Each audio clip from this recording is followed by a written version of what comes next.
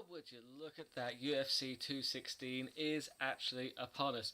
The main event for the highly disputed lightweight championship of the world, Tony Ferguson against Kevin Lee.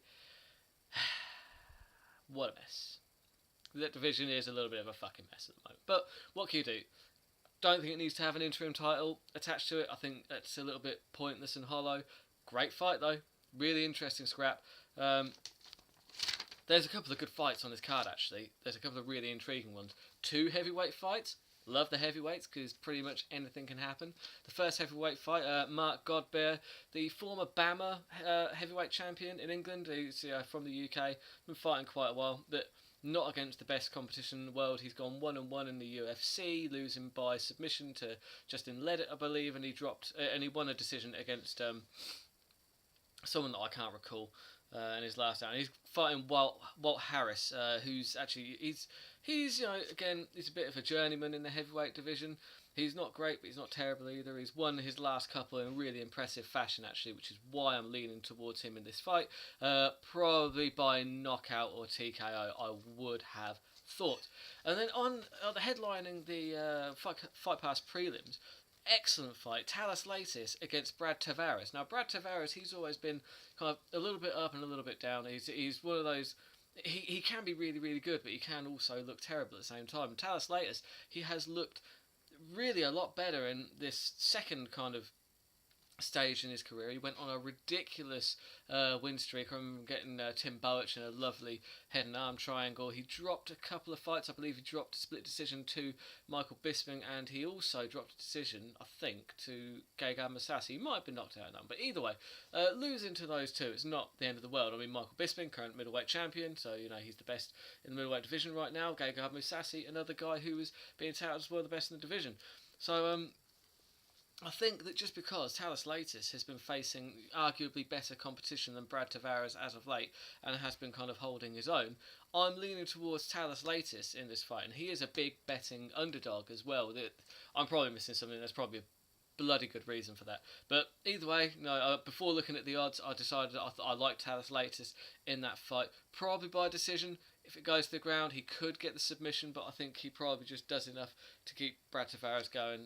Maybe use jiu-jitsu to pin him down and hopefully get the finish. But I think either way, he'll get a pretty, solid decision. Then you've got Fabricio Verdum against Derek Lewis. Now this one, kind of, it's whether I'm going with my heart or with my head. Not that I dislike Fabricio Verdum. He's a fantastic fighter. Absolutely love the guy. But Derek Lewis, I just love watching him fight. He's just, his Instagram page, if you don't follow it, is hilarious. And he's just a really good character for the heavyweight division. I don't think he's going to win this fight, though. I think that Fabricio Verdum is far too technical for him, far too long. His striking has actually come a really long way in the last couple of years of his career. If you watch his fight against Travis Brown, that's a really good example of that. He just kind of picked him apart for the entire fight, in both fights, in fact. So Fabricio Verdum, I think he is going to overwhelm Lewis, and he's going to find a knockout in the third round. That's my prediction, throwing that one out there. Third round knockout by Verdum, but I kind of secretly hope that Derek Lewis finds a big knockout punch and ends it in spectacular fashion, which could happen. It's heavyweights. Heavyweights, anything can happen. Then obviously you've got the main event, Tony Ferguson against Kevin Lee. Really good matchup. I don't know if it's too much too soon for Kevin Lee. I guess we'll find out. But also, one thing that is going to play a big factor, I think, is that Kevin Lee really struggled to make weight. He had to make weight a second time. So I believe he weighed in successfully around 4 o'clock Vegas time, which meant that Tony Ferguson obviously weighed in successfully at 10 o'clock in the morning.